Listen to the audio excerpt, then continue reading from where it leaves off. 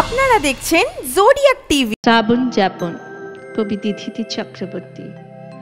শ্রাবণ যখন ঝমঝমে এক ছোট্টবেলার নাম, নিয়ম ভাঙার গানেই তখন বৃষ্টিকে চিনতাম।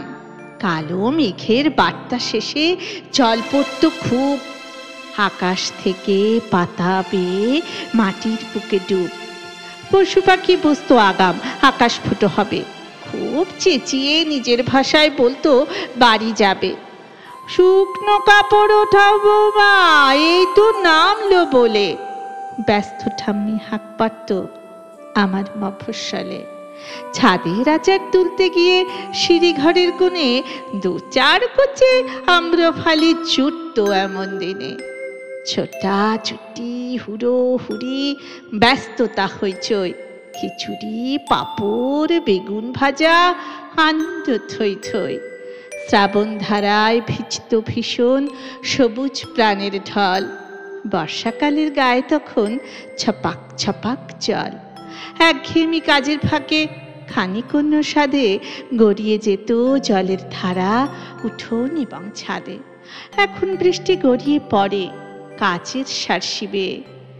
সময় পেলে কবে কখন খানিক দেখিছে ব্যালকনিতে শুকনো কাপড় ভিজবে বৃষ্টি ছাটে।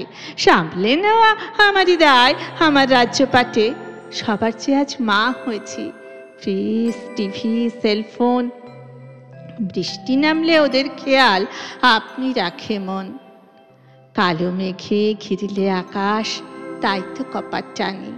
উড়ো মেঘে দু চোখ রেখেও ঘরকে আকাশ মানি। শ্রাবণ রাতে আজও যাবে মেঘ মাটিতে মেশে, সোঁদা ঘ্রাণে পাশ ফিরে শুই বৃষ্টি ভালোবেসে।